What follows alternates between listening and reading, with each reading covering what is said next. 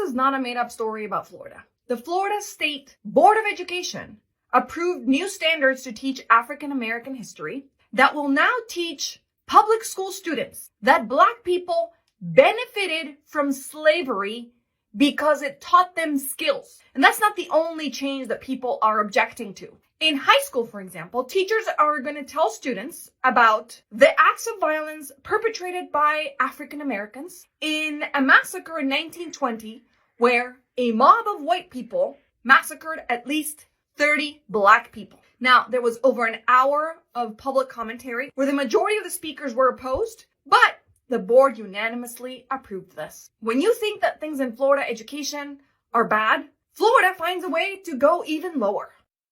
Good morning and welcome to the Unshackled podcast with me, your host, Anthony Mukanya.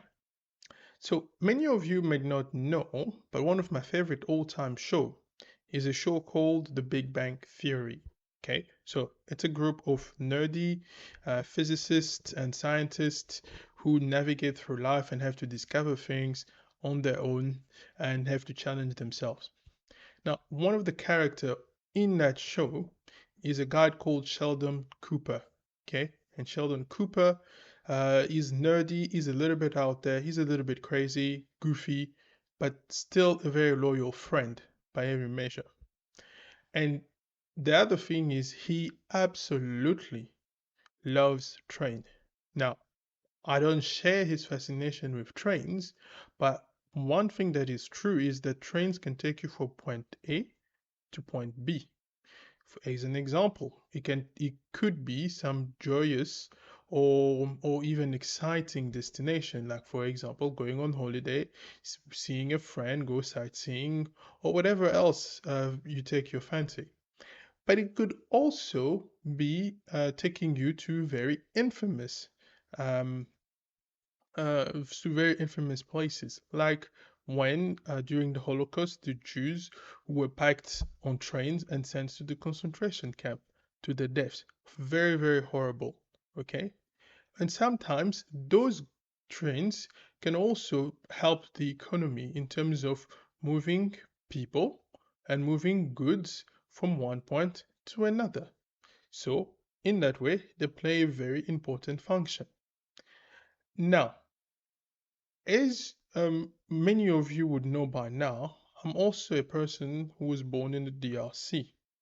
Now, the DRC has a very interesting story because between 1885 and 1908, the country was the personal property of King Leopold II, okay, who managed it and used it for his own purpose during that period of time, having convinced the European powers of the time, meaning the United Kingdom, France, Russia, and Prussia, that it could serve as a buffer zone between all those powers in Africa. And so it was given, so to speak, to him to manage as his own property. Now, one of those things that he did during his reign, or during that period of time, was the fact that at least 10 million Congolese people were killed building the rail lines going from Kinshasa to the sea, primarily. Okay, so during that period of time, it wasn't very easy. A lot of people died. As I mentioned, about 10 million, okay? And a lot of them also participated even later on as the country was now under, I don't know what I should say, the leadership, but it was definitely Belgium that were administrating the country. It's a huge, huge country with over 2.3 million square kilometer in size, okay? So just to give you a proportion, it's a little bit like 4 times the size of France at this present time. Okay, so it is a fairly big country. Now going back to the train that I mentioned. Okay, so that train was designed to take goods from the interior of the country, primarily Kinshasa, all the way to the small, short coastline that we have on the west side of the country. So not that but not that long. It was about 200 miles. But the construction of that line led to the deaths of so many people. As I mentioned once again, 10 million. Okay, so hence why he is not considered to be a good person in the context of the Congo. But another thing also happened very interesting that happened at the exact same time that people were also dying in the construction of those the train line as well as moving those goods from the interior of the country, as I said. The other thing was at least that some hospitals were also built along the way. And for whatever reason, whatever it's worth, along the way that where this train line was being built at the same time, hospitals also followed. And we have data from the time that showed that a lot of like the life expectancy also of those people who lived along the path of the train line increased. Especially, I want to talk about infant mortality, and also just the economic boom, which remain to this day one of the most active places in the country. So, what are we to make of that? And why is it that I started to tell you about trains in the first place? It's because both of those things that I mentioned were realities, were factual at the same time. So you had the king who was clearly who didn't value human life. He did not hesitate to sacrifice as many people. But at the same time, the fact that there were hospitals along the way that actually helped to reduce elements of phenomenon like child mortality also help. So how do you balance those things? Sadly, we have come to a point in our life where we've only learned one thing. And if you, which basically pretty much once again like the train, it basically come to consider that a train can only run on one rail and not the other. You and I would obviously say that it is absurd.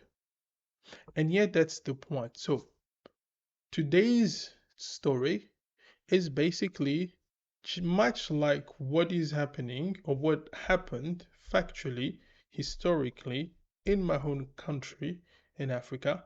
We're going to look at what happened with a much larger phenomenon, meaning the slavery, both the transatlantic slavery and the Arab Muslim slavery. Both were happening on the continent, and we will be asking the question as to why is it that only, number one, why is it that only one type of slavery is actually talked about and not the other, when the second one, in fact, was for much longer, meaning from the 13th for about 13 centuries instead of 5 centuries. And why is it that now people consider that it is impossible to talk about, as in the case of Florida, because that is the main story that we're going to cover today?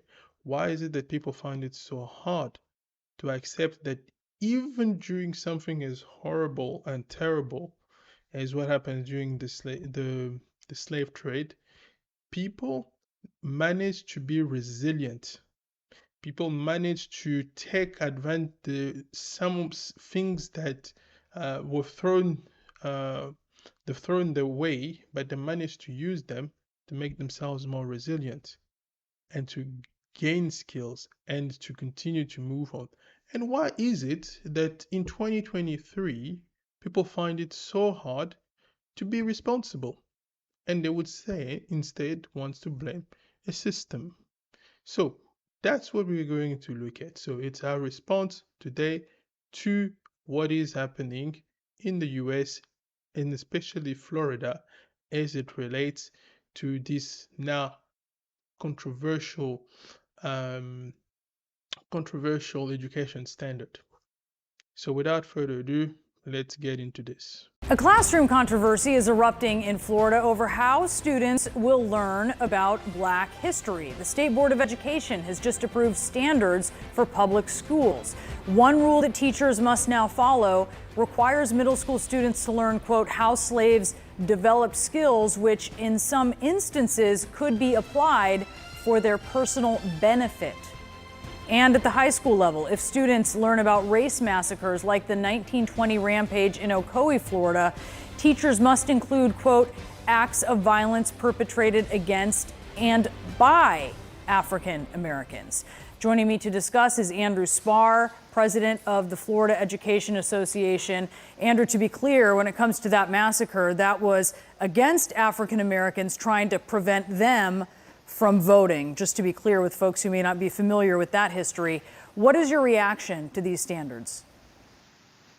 We're very concerned about the standards here in Florida. You know, what teachers want to do is they want to teach kids an accurate, complete, and honest history, both the good and the bad. And what we see happening here right now in Florida is the governor is putting his political agenda ahead of the education of our children, and he's picking and choosing what he believes should be part of the history that is taught in our schools. I mean, you mentioned two examples from middle and high school, but even in elementary school, where we typically talk to kids about explaining and describing and defining, they're being told just to recognize and identify key figures in African American history, not talk about their contributions and how those contributions may have affected their lives and the lives of their families.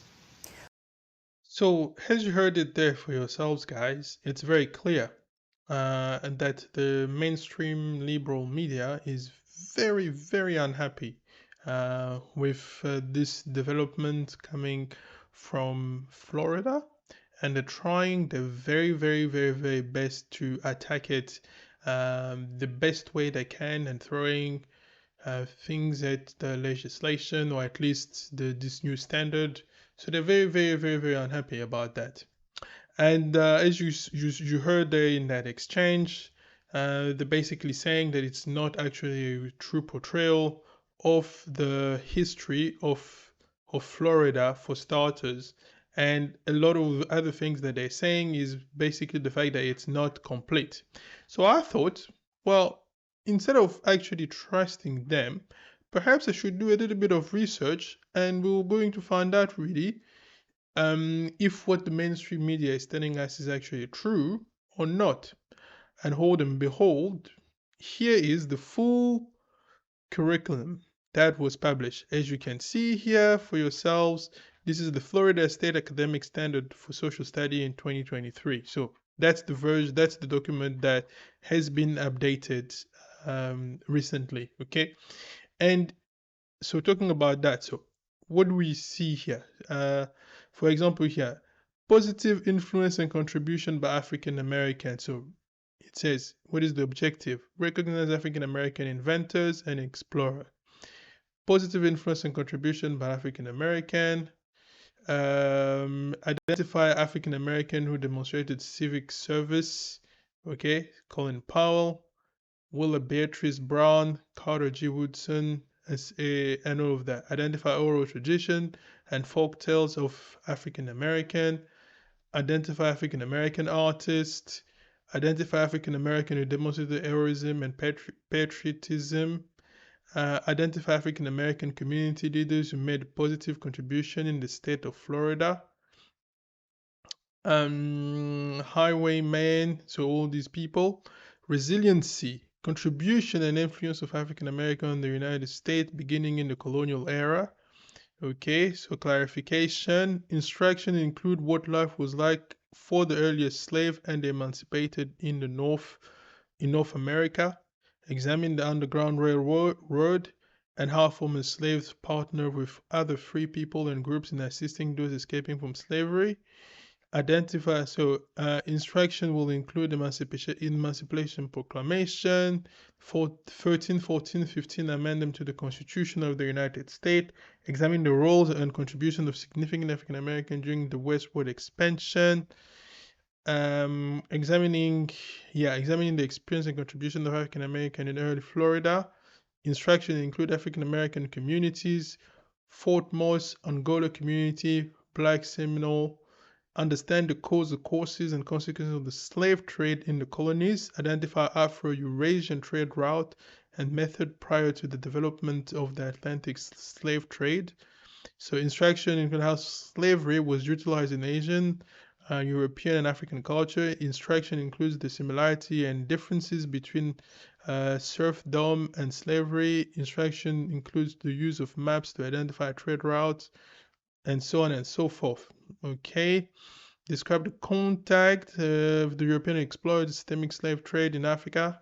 Instruction includes the comparative treatment of indentured servant of European and African extraction, and so on and so forth.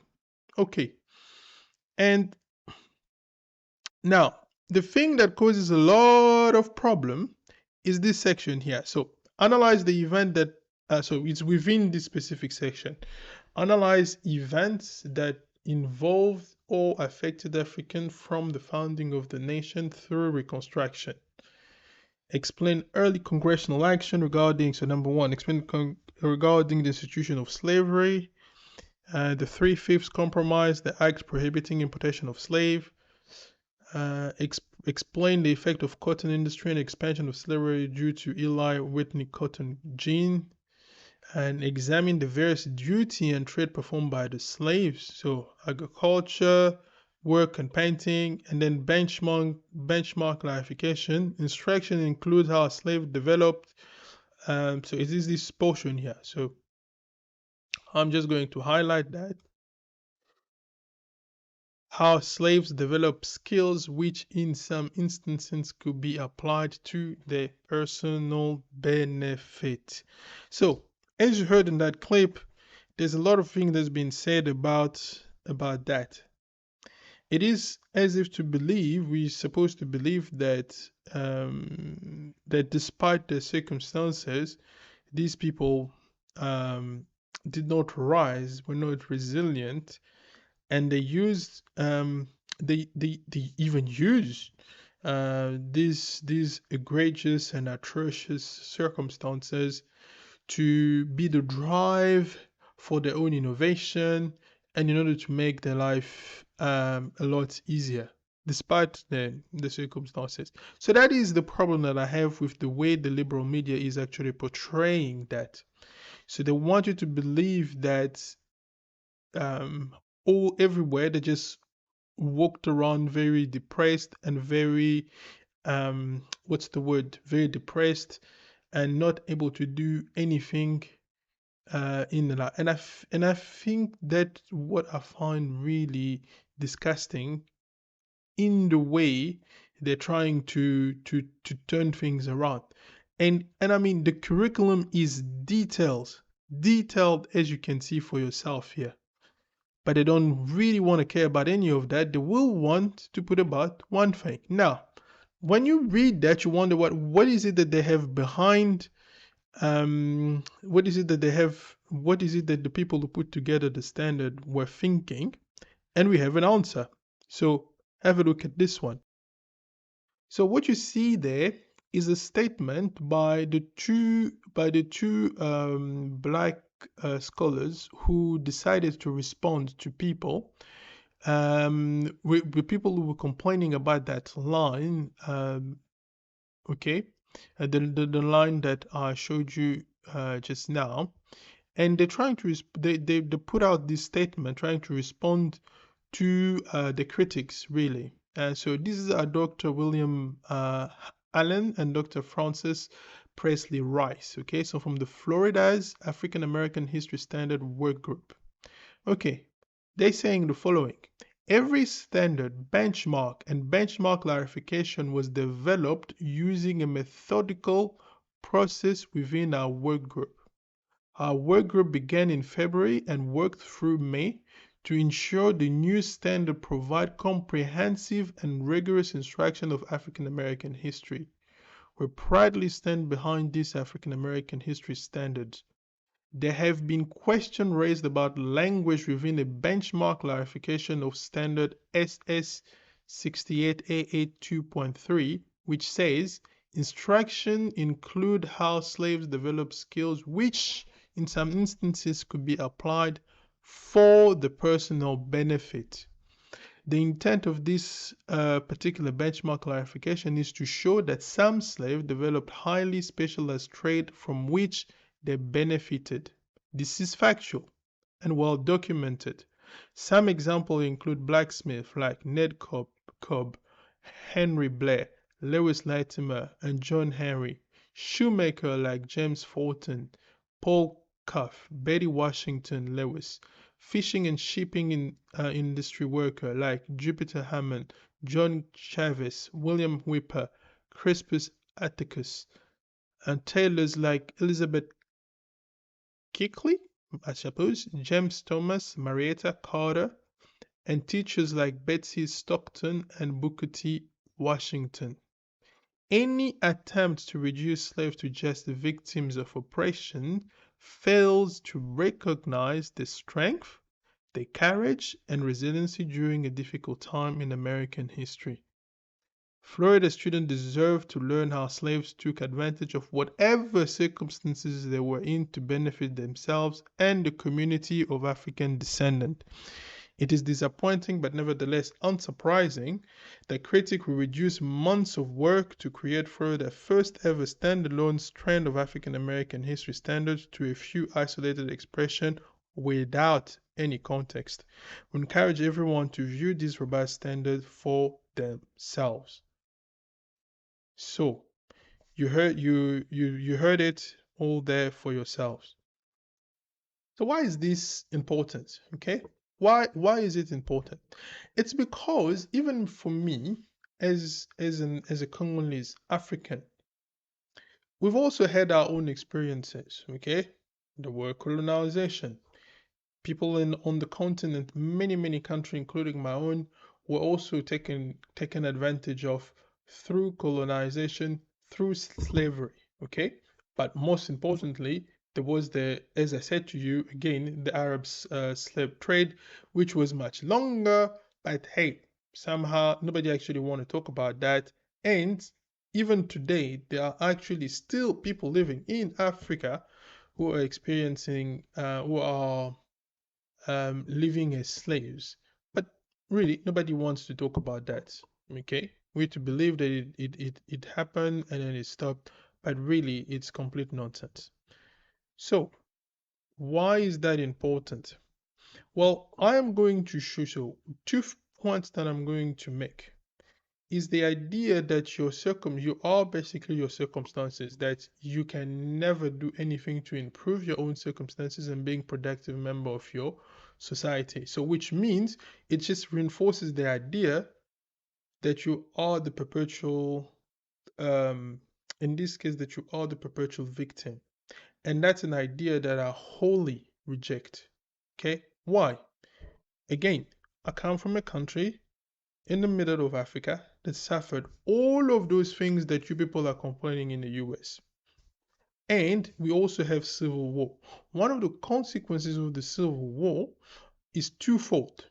And you will see the two clips that will address that. One fold is primarily the movement of people as they flee the conflict to go into refugee camp.